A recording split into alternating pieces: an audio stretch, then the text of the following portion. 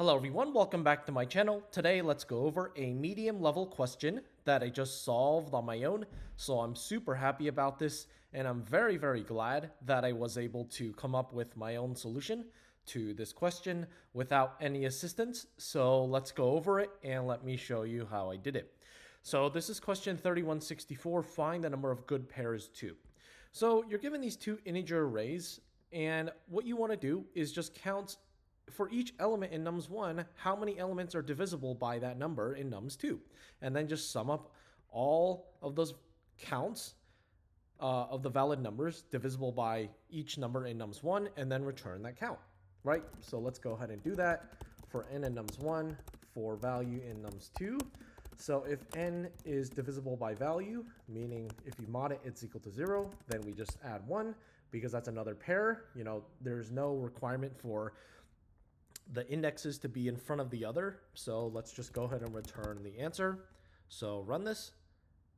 Okay, so we can see here it's actually going to be 2 because we don't want to double count the elements. And so we're just going to make a counter of nums2, and then we're just going to add each unique element, right? So for A, B, and C items, if n is divisible by the value, because this is a key and the value, then we're just going to add b. So we don't loop through the same value twice inside of nums2.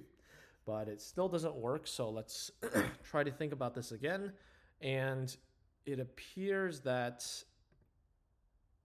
we might need to go ahead and do the same thing for 1. So for, let's call this x, y, and 1.items, if x modulo a, then we're just going to add b times y because that's how many pairs are in total. So we don't double count anything because all the keys here are going to be unique.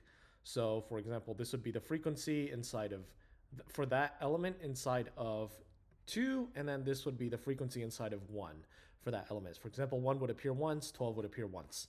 So let's run this. Still not correct. Okay, so and so I missed what they said here. It's having to multiply it by k. So let's go ahead and do that. So each element, we'll just multiply it by k. And then that should work. Okay, submit it. And you'll notice that this is n squared, so it doesn't pass all the test cases.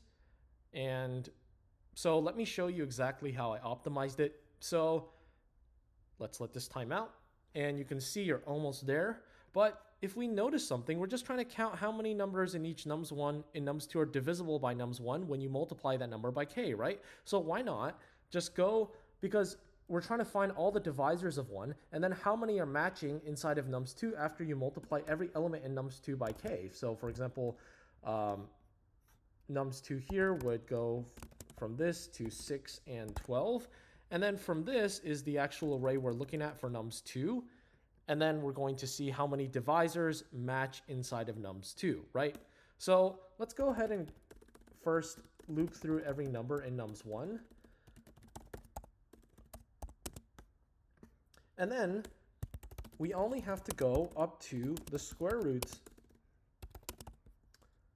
of this number to get all the divisors. We don't have to go up to the number itself, right? So that helps a lot. And then let's call this good.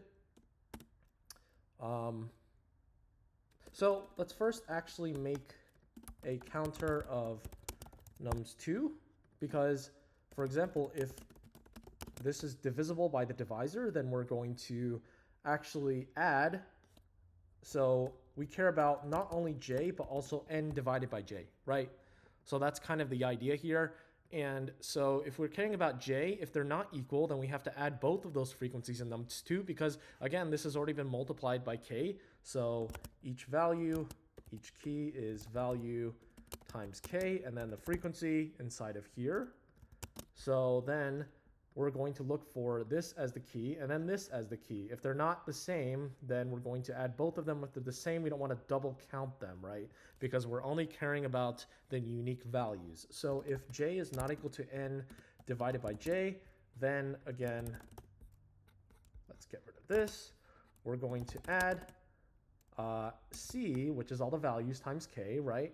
That's the key that we're looking for to match this or this, plus n divided by j, and then also plus c of j, because they're not the same. Otherwise, if they're the same, we just have to add one of them. Let's just say c of j, right? So that's kind of the trick, to not have to go all the way up to n. So that's exactly my thought process here and how I optimized it. So let's return answer and run this and submit it.